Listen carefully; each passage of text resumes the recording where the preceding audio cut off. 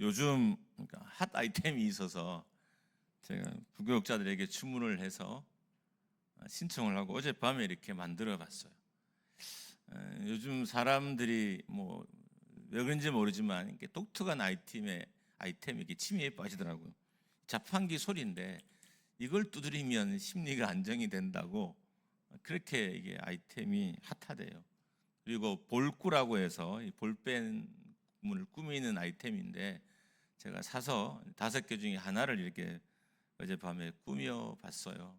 나름 재미있기도 하고 뭐 의미 있기도 해서 되게 좋아서 우리가 덥잖아요. 잠깐 여러분에게 소개하려고 가지고 나왔어요. 판매하는 거 아닙니다. 옆 사람과 인사하겠습니다. 하나님으로 기뻐했으면 좋겠습니다. 시작. 하나님으로 기뻐했으면 좋겠습니다. 이걸 누구에게 드릴까 이렇게 하다가 조금 어린 친구들이 잘 안 보이네요. 누구에게 줄까요? 하은이. 하은이가 둘이구나. 둘 다 나오면 되겠다. 자, 하은이 둘 다 나오세요. 둘 하은이다. 뒤에도 하은이가 있어요. 앞에도 하은이가 있고. 제가 고민했어요. 이걸 어떻게 할까 하다가 예배 중이지만 주는 것도 재밌지 않을까 싶어서 제가 어젯밤에 만들었습니다. 먼저 원하는 거 가져가시면 돼요.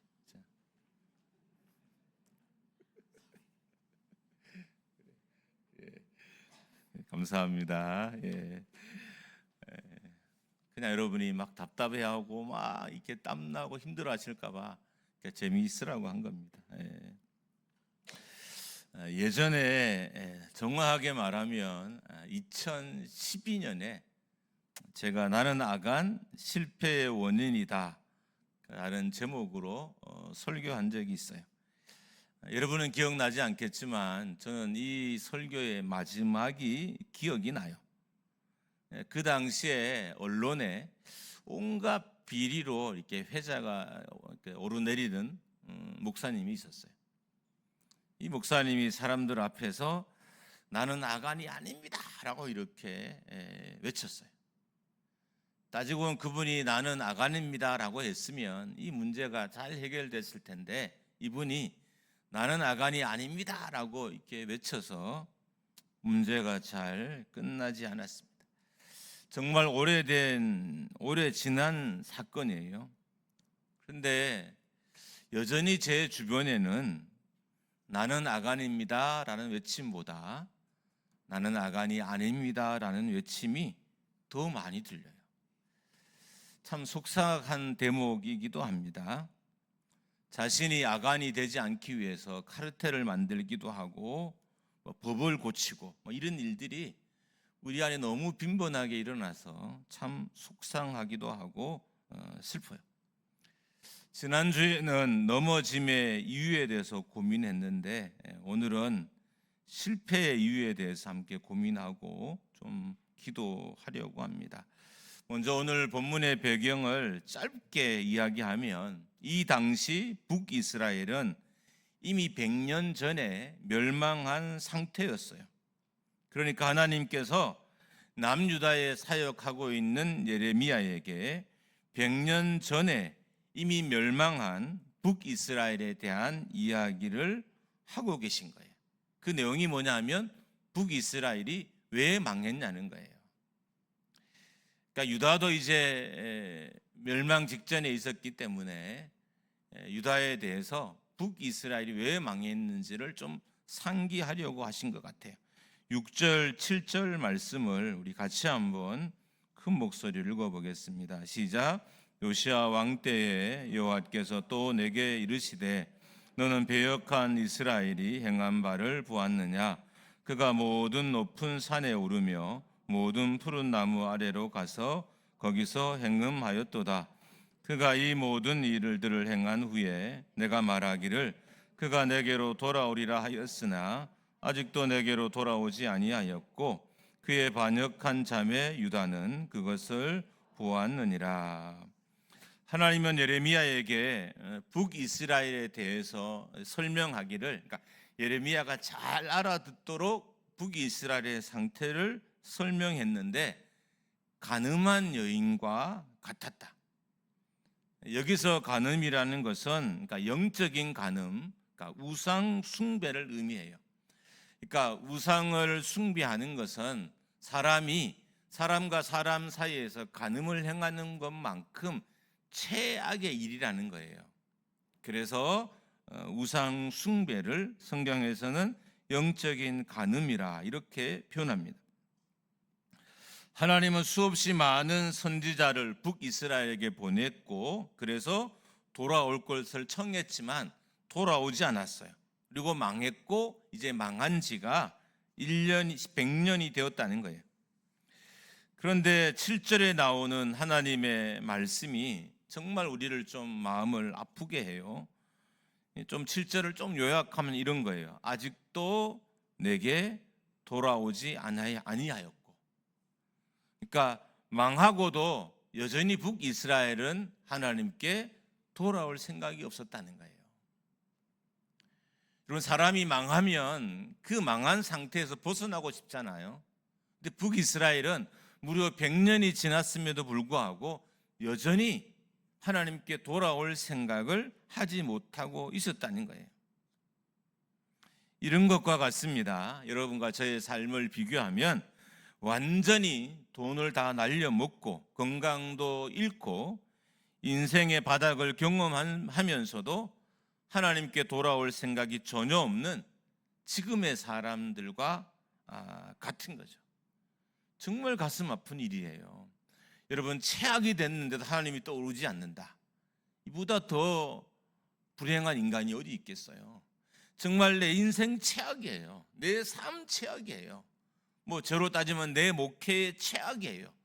그런데도 하나님께 돌아올 생각을 못한다는 건 정말 최악의 상태에 그가 머무르고 있다는 의미입니다. 어쩌면 하나님이 여러분과 저에 대해서도 아직도 내게 돌아오지 아니하였고 라고 하실까 좀 마음이 아파요. 이런 거죠.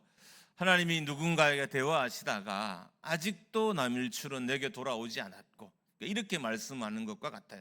아직도 목장교회는 나에게 돌아오지 않고 아직도 대한민국은 나에게 돌아오지 않았다라는 말과 같은 겁니다. 그래서 말씀을 준비할 때 계속 이 아직도라는 단어가 계속 맴돌더라고요. 아직도. 혹 여러분은 아직도의 삶을 살고 있지는 않습니까? 정말 너무 힘든 삶의 시간을 보내고 있는데도 아직도 하나님께 돌이킬 생각을 못하고 너무 힘든 인생의 과정을 밟고 있는데도 아직도 하나님께 돌아올 생각을 못한 그런 영적인 형편에 혹 여러분은 처해 있지는 않으십니까? 이 시대의 절망은 실패가 새로운 도전을 만들지 못한다는 거예요. 여러분, 이 부분을 잘 들으셔야 돼요. 보통은 우리가 이래요. 실패를 하면 그 실패를 딛고 우리가 어떤 큰 성공을 이룬 일들이 주변에 그런 이야기들이 되게 많아요. 근데 문제가 있는데 하나님께 범죄하면 실패가 기회가 되지 않는다는 거예요. 이게 영적으로 되게 무서운 일이에요. 보통은 실패하고 넘어지고 망하면 그 망함을 통해서 교훈을 깨닫고 우리가 다시 좀 회복되는 걸 경험하는 일들이 우리 주변에 뭐 흔하지 않게 있잖아요. 그런데 하나님께 범죄하면 실패가 절대로 우리에게 새로운 도전을 가져다 주지 않는다는 거예요. 언제까지요? 회개할 때까지. 내가 회개하고 돌이키기 전까지는 나의 실패는 내 영적으로나 내 인생에서 어떤 도움도 되지 못한다는 거예요. 단 우리가 하나님께 돌아왔을 때 하나님은 그 실패를 사용하셔서 나를 성공으로 이끌기도 하고 열매 없음의 자리에서 열매 있음의 자리로 우리를 이끄시는 것입니다. 하나님께 범죄하면 그런 기회가 다시 오지 않고 그러니까 실패가 실패로 끝이 나요. 그래서 우리가 하나님께 범죄하는 것을 극도로 조심해야 돼요. 시작하지 못함, 그러니까 새롭게 출발하지 못함이 죄에 있을 수도 있어요. 여러분, 지금 이 땅에 얼마나 많은 교회들이 새 출발을 꿈꾸며 기도할까요? 우리 교회가 좀 새롭게 됐으면 좋겠다. 성도들 다시 모여서 예배하기 시작하고 정말 사역도 다시 건강하게 세워지고 다시 성도들이 행복해하는 그런 멋진 교회가 됐으면 좋겠다라고 목회자 중에 어느 한 사람도 그런 마음을 갖지 않는 사람이 있겠어요? 다 갖는 마음이에요. 그런데 정작 그 새 출발을 경험하는 사람은 교회에는 많지 않아요. 그래서 우리가 마음에 새게 할 게 오늘 말씀인 거죠. 다시 시작하지 못하면은 죄가 있을 수 있다. 넘어졌는데 다시 일어나지 못해요. 그 일어나지 못하면은 죄가 있을 수 있다는 거예요.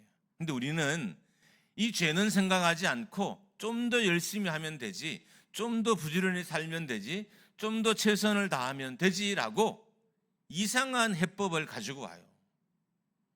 근데 그 해법은 모든 사람들에게 잘 통해요. 왜냐하면 우리가 다 그런 생각을 가지고 살거든요. 내가 이전에는 좀 더 지혜롭지 못해서 실패했고, 이전에 내가 좀 더 열심히 하지 않아서 실패했고, 이전에 내가 좀 더 열심히 게을러서 내가 실패했으니까 이제 좀 더 열심히 하고 좀 더 부지런히 하면 될 것이다, 이렇게 생각해요. 근데 말씀은 그렇게 우리를 인도하지 않습니다.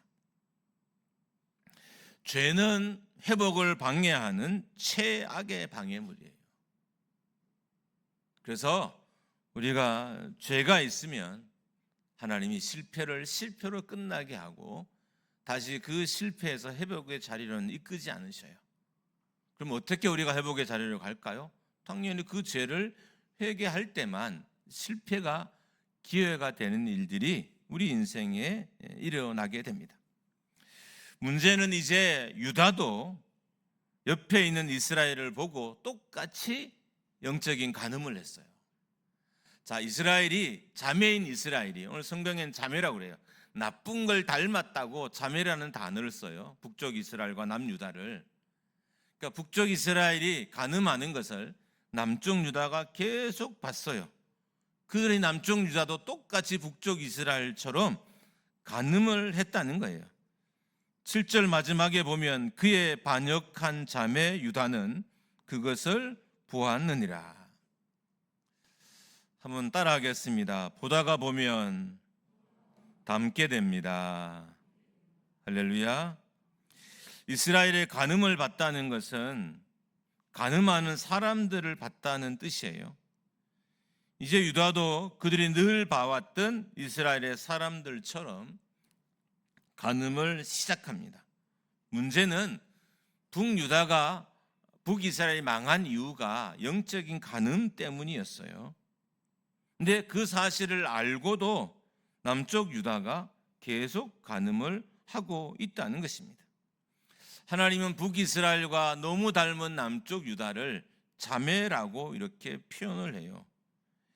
이 시대의 용어로 옮기면 우리는 세상과 자매이고 세상과 형제와 남매인 거죠. 그러니까 세상을 따라하게 되면 세상대로 살아가면. 10절 말씀입니다. 우리 같이 한번 읽습니다. 시작. 이 모든 일이 있어도 그의 반역한 자매 유다가 진심으로 내게 돌아오지 아니하고 거짓으로 할 뿐이니라. 여호와의 말씀이니라. 좋은 것은 담지 않아도 나쁜 것은 쉽게 담습니다. 그래서 남유다도 북이스라엘처럼 간음을 했어요.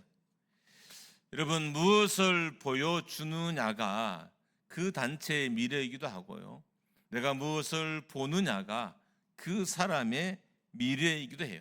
왜냐하면 결국 우리는 본대로 살기 때문입니다. 그가 무엇을 보고 있느냐를 보면 그 사람의 미래가 보여요. 그래서 우리가 사람과 이렇게 대화를 하거나 교제할 때 그러니까 눈을 보는 일이 되게 중요해요. 그뿐만 아니라 평상시에 그 사람의 시선이 어디 머물러 있느냐도 되게 중요합니다. 보는 것은 얼마의 시간이 지나면 곧 사는 것으로 바뀌더라고요. 내가 보고 자주 보는 것은 조금의 시간이 지나도요, 내가 사는 것으로 쉽게 바뀌어요. 이제 9절 말씀을 보겠습니다. 9절 우리 함께 읽습니다. 시작. 그가 돌과 나무와 더불어 행음함을 가볍게 여기고 행음하여 이 땅을 더럽혔거늘. 우상 숭배를 간음으로 표현하고 있다고 말씀드렸습니다.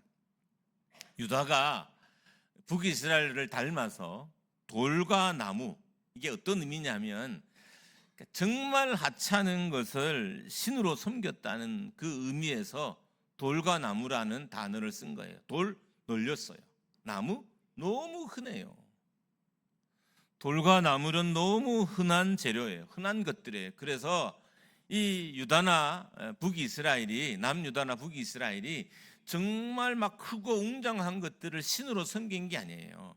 물론 바알과 아세라 같은 이방 신들도 섬겼지만 그들이 정말 밀접하게 섬기는 것은 절대로 하나님과 비교할 수 없는 돌과 나무 같은 너무 흔한 것들을 우상으로 섬겼다는 거예요.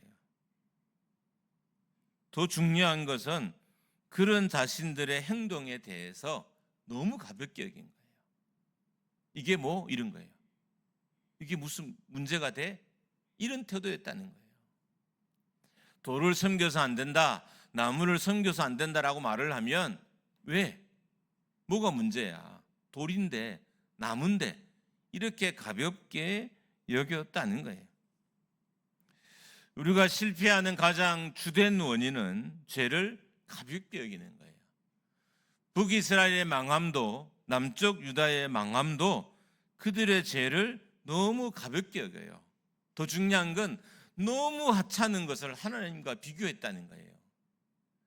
큰 것도 하나님과 비교하면 안 되지만 큰 우상들, 크고 웅장한 것들도 신전도 하나님과 견줘서도 안 되지만 정말 작은 것도 하나님과 견줘서는 안 되는데 이 유다나 이스라엘이 너무 하찮은 것을 하나님 대신으로 섬겼어요. 그래서 하나님이 너무너무 화가 나신 거예요. 어떻게 돌을 내 대신 섬기냐는 거예요. 어떻게 나무를 내 대신 신으로 숭배하냐는 거예요. 그래서 하나님이 화가 나신 거죠. 왜냐하면 하나님이 명확하게 이스라엘 백성들에게 우상 숭배를 금했어요. 출애굽기 20장 4절과 5절입니다. 같이 읽습니다. 시작. 너를 위하여 새긴 우상을 만들지 말고 또 위로 하늘에 있는 것이나 아래로 땅에 있는 것이나 땅 아래 물속에 있는 것에 어떤 형상도 만들지 말며 그것들에게 절하지 말며 그것들을 섬기지 말라. 나는 내 하나님이 여호와는 질투하신 하나님이신즉 나를 미워하는 자의 죄를 갚되 아버지로부터 아들에게로 3, 4대까지 이르게 하거니와. 하나님이 이스라엘 백성들에게 명확하게 우상을 섬기지 말라라고 무섭게 말씀하셨다는 거예요. 그냥 단순히 우상 섬기면 안 돼라고 한 게 아니라 우상은 절대로 섬기면 안 돼. 그럼 내가 너희의 죄를 네 후손들에게까지 다 물을 거야 라고까지 했는데도 유다는 우상 숭배를 가볍게 여긴 거죠. 죄는 하나님을 가볍게 여기는 자리에서 짓게 되더라고요. 죄는 교회를 교회를 아무것도 아니라고 여기는 그런 행동이 있을 때 제가 죄를 짓게 되고요. 말씀을 가볍게 여길 때 하나님께 범죄하게 되고요. 하나님의 일들을 가볍게 여길 때 결과적으로 우리가 범죄하게 된다는 것입니다. 앞에서 말씀드렸던 것처럼 정말 기분이 나쁜 건 유다가 하나님을 대신해서 섬긴 것이 겨우 돌이나 겨우 나무라는 거예요. 너무 흔한, 너무 많아서 아무런 존재감도 없는 것들이에요. 그런데 그것들을 하나님으로 섬겼다는 것입니다. 자신의 이런 범죄를 가볍게 여긴 유다도 결국 망하게 돼요. 이제 한 인물을 더 돌아볼 텐데 다윗이 밧세바를 범한 것도 하나님의 말씀을 가볍게 여겼기 때문에요. 사무엘상 12장 9절 말씀입니다. 시작. 그러한데 어찌하여 네가 여호와의 말씀을 업신여기고 나 보기에 악을 행하였느냐? 내가 칼로 햇사람 우리아를 치되 암몬 나손의 칼로 죽이고 그의 아내를 빼앗아 내 아내로 삼았도다. 여기서 업신여겼다는 단어는 하찮게 여기고 경시하고 멸시했다는 거예요. 그러니까 하나님의 말씀을 따르는 것을, 하나님과 관련된 모든 것을 다윗이 가볍게 여길 때 다윗이 하나님께 범죄했다는 거죠. 우리가 하나님께 범죄할 때가 언제냐? 하나님을 가볍게 여길 때예요. 그러면 말씀을 아무렇지 않게 여길 때고, 그분의 예수 그리스도가 머리이신 교회를 아무렇지 않게 생각할 때, 우리는 말씀에 대해서도 교회에 대해서도 사역에 대해서도 또 하나님의 사람들에 대해서도 죄를 짓게 되는 것입니다. 다윗은 왕들이 전쟁할 때에, 다윗이 바세바를 범할 때가 언제냐면 왕들이 전쟁할 때에 이 다윗이 전장에 나가지 않아서 범죄한 거죠. 그러니까 왕들이 전장에 나갈 때라는 사실을 너무 가볍게 여겼어요. 여인이 목욕하는 것을 훔쳐보는 것도 가볍게 여겼고요. 그를 불러서 자신의 욕구를 채우는 것도 가볍게 여겼고요. 신하의 아내로 자신의 아내를 삼는 것도 가볍게 여겼고, 자신의 범죄를 숨기기 위해 요압과 작전을 짜고 충성스러운 신하 우리아를 전장에서 죽게 한 것도 가볍게 여겼기 때문입니다. 유다가 범죄한 것도 우상을 섬기지 말라는 십계명을 가볍게 여겼기 때문인 것이고, 다윗이 범죄한 것도 간음하지 말라는 십계명을 가볍게 여겼기 때문인 거예요. 여러분, 실패하는 자리에는 하나님의 말씀을 가볍게 여기는 우리 자신이 있어요. 내가 넘어지는 자리에는 말씀을 가볍게 여기는 내가 있는 거예요. 하나님의 말씀을 세상에서 가장 하찮은 것보다 더 못하게 여기는 내가 있다는 것을 알아야 됩니다. 유다가 망한 것은 우상 숭배를 가볍게 여겼기 때문입니다. 여러분, 가볍게 여기는 공동체는 황폐하게 돼요. 그래서 이스라엘 백성들이 황폐화되는 시점에는 항상 하나님의 말씀을 가볍게 여기는 이스라엘 백성들의 삶이 있었어요.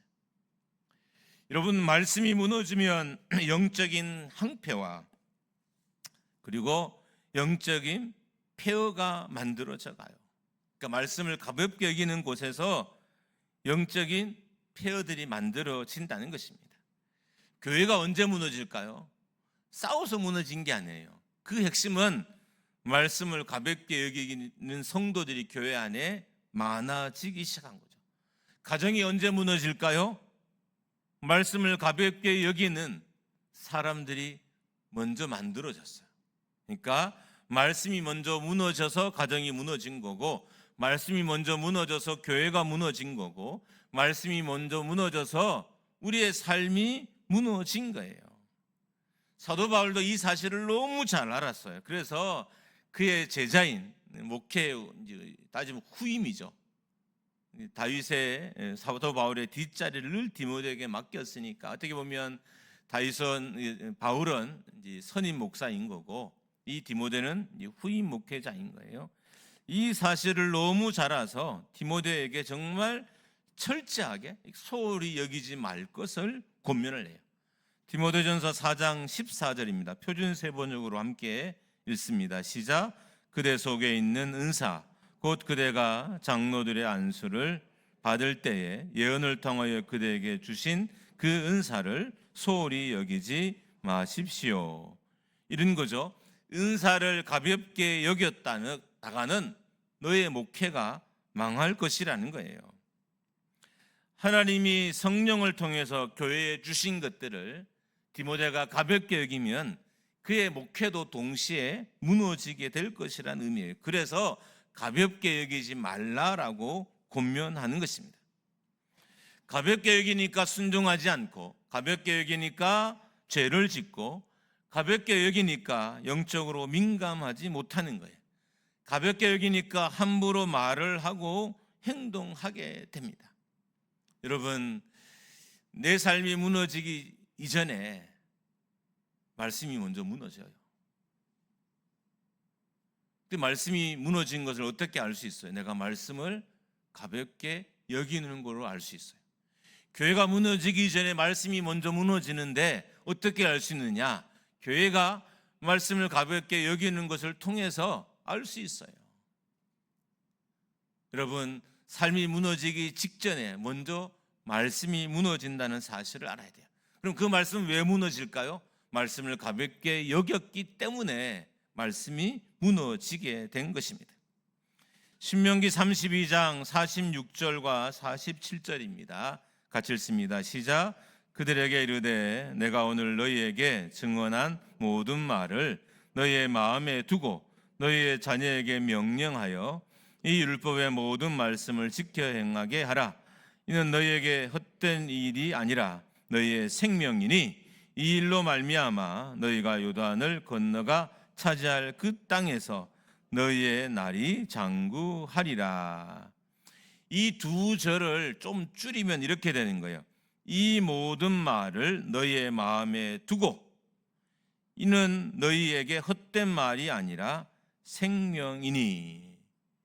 그러니까 말씀을 마음에 두는 것은 곧 생명이라는 거죠. 그러니까 말씀을 마음에 두는 것은 여러분과 저를 살아있게 하는 거란 거예요.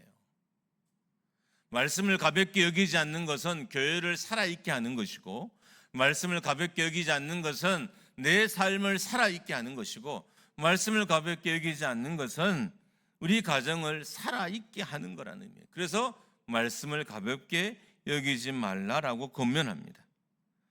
여러분은 말씀을 무겁게 여겨야 생명의 역사가 일어나요. 부흥은 말씀을 크게 생각하는 사람들이 많을 때 하나님이 그 교회에 부흥을 주시는 거예요. 말씀을 무겁게 생각해요.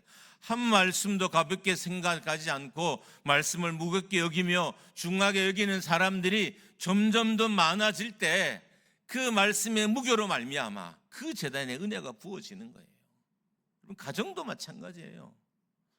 말씀을 무겁게 여기는 아버지 어머니가 말씀을 무겁게 여기고 자녀가 말씀을 무겁게 여기는 그 순간에 그 가정의 회복의 역사를 하나님이 허락해 주시는 거예요. 말씀의 길에서 생명의 역사가 일어나는 겁니다.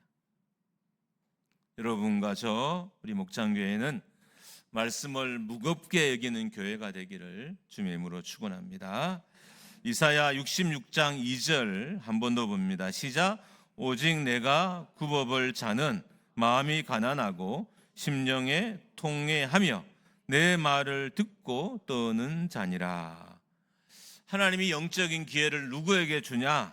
말씀을 듣고 떠는 자에게 영적인 기회를 주신다는 거예요. 하나님이 어떤 성도와 어떤 교회에게 영적인 기회를 주느냐? 말씀을 듣고 떠는 자들, 말씀을 듣고 우는 자들에게 영적인 기회를 주신다는 거예요. 여러분, 누차 이야기하지만 뭘 더 해서 영적인 기회가 오는 게 아니에요. 물론 우리가 주의 나라를 위해서 성실히 부지런히 사는 것은 정말 중요한 일이에요. 그것은 하나님에게 주신 은혜가 감사해서 하나님께 올려드리는 삶인 것이고, 진짜 회복과 부흥은 말씀을 듣고 말씀을 두려워하고 말씀 앞에 떠는 사람과 공동체 위에 하나님이 주시는 것입니다. 여러분, 세상 사람들도요, 불신자들도 말씀 앞에 떠는 교회와 목회자를 좋아해요. 그러니까 그 사람들이 좋아하는 게 아니라 그들의 영혼이 좋아요. 여러분, 세상 사람들도 영적인 존재잖아요. 그래서 그들도 말씀 앞에 엎드리고 말씀 앞에 떠는 목회자와 성도들을 좋아합니다. 그들의 마음과 삶은 좋아하지 않을지 몰라도 그들의 영혼은 좋아한다는 그런 의미예요. 마지막으로 한 구절을 더 보겠습니다. 데살로니가전서 2장 13절입니다. 같이 읽습니다. 시작. 이러므로 우리가 하나님께 쉬지 않고 감사함은 너희가 우리에게 들은 바 하나님의 말씀을 받을 때에 사람의 말로 아니하고 하나님의 말씀으로 받음이니 진실로 그러하다. 이 말씀이 또한 너희 믿는 자 속에서 역사하느니라. 이게 어떤 의미냐면 데살로니가 교회는 사도 바울이 말씀을 전할 때 사람의 말로 받지 않고 하나님의 말씀으로 받았다는 거예요. 그래서 데살로니가 교회가 하나님께 쓰임 받을 수 있었던 것입니다. 여러분, 한번 물어보겠습니다. 말씀 앞에 여러분의 자세가 고쳐진 적이 있으신가요? 지금까지 신앙생활을 하면서 말씀 앞에 여러분의 자세가 고쳐진 적이 있습니까? 또 묻겠습니다. 지금까지 신앙생활을 하면서 말씀 앞에서 한번 두려워서 일어선 본 적이 있나요? 내가 앉아서 말씀을 듣는 게 너무 두려워서 일어서서 말씀을 들으려고 한 적이 있었습니까? 또 묻겠습니다. 말씀 앞에 회개한 적이 있습니까? 저는 우리 교회가 이렇게 말씀이 선포되고 난 이후에 정말 통곡이 일어났으면 좋겠어요. 할렐루야. 하나님이 그런 공동체에게 영적인 기회를 주셔요. 말씀 앞에 서지 않으면 하나님으로부터 기회는 오지 않습니다. 내가 만든 기회로 인생을 살아요. 여러분, 목사도 자기가 열심히 해서 사는 건 정말 힘든 일이에요. 여러분, 제가 열심히인지 모르지만 게으르지 않는 건 여러분 다 동의하시잖아요. 저는 진짜 게으르진 않아요. 뭐 방향을 잘 못 맞추거나 뭘 좀 못해서 그럴 수 있지만 저는 기본적으로 게으를 수는 없는 사람이에요. 그냥 태어날 때부터 이렇게 태어난 것 같아요. 그런데 그렇게 부지런하다고 하나님이 저에게 은혜를 주실까요? 진짜 은혜는 내가 하나님의 말씀을 무겁게 여길 때 일어나는 거죠. 그때 기회도 주시고 그때 은혜도 주시고 그때 능력도 주셔요. 여러분, 우리 교회가 하나님의 말씀을 무겁게 여기는 교회가 되기를 주님의 이름으로 축원합니다. 오늘도 들려진 말씀을 가슴에 품고 기도하십시오. 하나님이 받으시고 여러분을 회복시켜 주시고 온전케 해주실 거예요. 여러분, 한번 살아남을 경험하고 싶진 않습니까? 내가 말씀 때문에 살았다. 내가 이 말씀 때문에 내 삶이 살았다. 이 말씀 때문에 우리 가정이 살았고 이 말씀 때문에 우리 교회가 살았다. 여러분, 이 역사의 주인공이 되고 싶진 않습니까? 그러려면 우리가 말씀을 무겁게 여겨야 되는 거예요. 하나님의 말씀이 생명처럼 여겨지는 목장교회가 되기를 축원합니다.